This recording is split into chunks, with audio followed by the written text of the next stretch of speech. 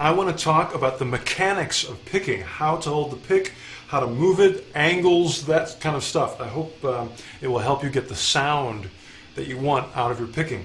When I first started playing guitar, I held it almost backwards to how I hold it now. I used to hold it with 2 fingers and my thumb, and in order to get a good angle on the string, which you need for it to go over quickly, I would sort of angle it back like that. And it sounded good, but it started to hurt my thumb because it was pushing the thumb back into my hand. So after 8 years of that, I completely turned it around and decided to hold it on the side of my first finger. And in order to make that happen, the thumb has to bend forward and the first finger has to pull back. And you can see how if my finger continues to pull back, the thumb angles more and more. So really, where this first finger is controls the angle of the thumb. And all that matters because it changes the sound of the string and that kind of cello-y, brushy kind of sound. And that's what I like. I like that kind of cello-y, swoosh, swoosh, swoosh kind of sound. If it's too parallel with the string, that disappears. You can hear it. But as I angle it, you begin to get that nice little brushy, scratchy sound. And if I have any advice for most people when it comes to picking, it has to do with the tone of the string. And if you just use your ears, the ears are just as important as your fingers, to just slightly change that angle until it really sounds good, it really sounds like a good tone. Then even when you put distortion on, it'll still sound like a cool cello.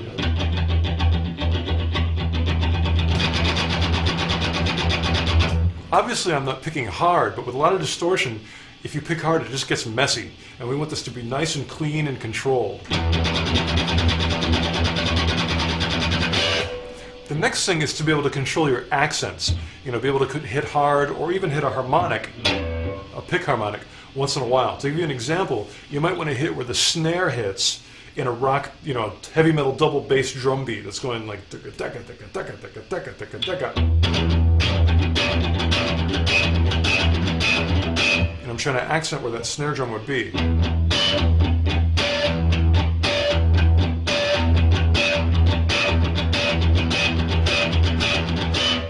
Now the motions that make that happen are really small, and I can try to explain them, but I think the best thing I can say is to use your ears and just to move that pick back and forth a little bit using your first finger and the angle of your thumb to make sure that the sound is good.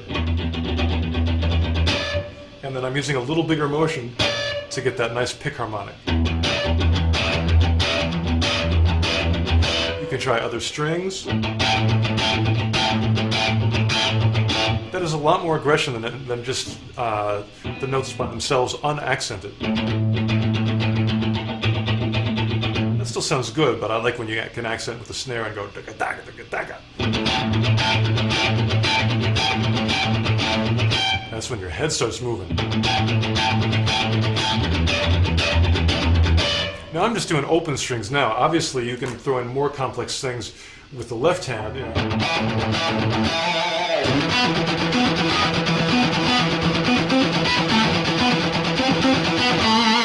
It's all alternate picking. And I really do prefer alternate picking for faster things to any other kind. Alternate picking is just doing a downstroke and then an upstroke and continuing that in that fashion, just back and forth. Sometimes there's more efficient ways of picking, but they break up the groove of just that back and forth kind of sound. And also with alternate, I can get bigger motions. And although bigger motions aren't as efficient, they're bigger, and bigger sounds louder and more rock and better. And I like big and rock and louder. And so even for fast things like this, I like alternate picking.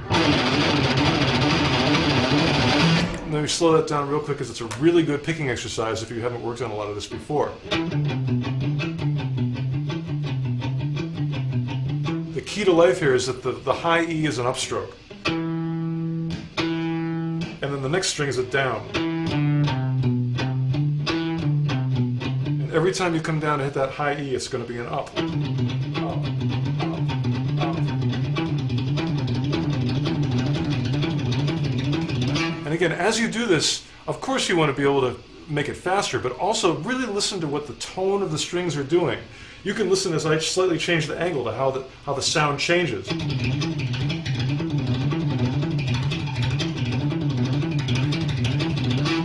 And especially when you start adding distortion, that little, the little scratchy sound really sounds good.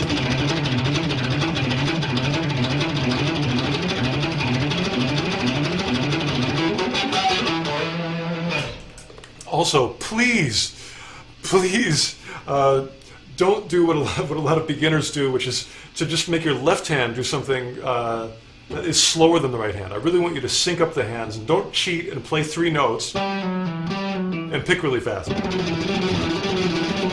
It sort of gets the effect, but I just personally I can't go there. I really want my 2 hands to lock up and be synchronized and be dead on accurate. To me, that's metal.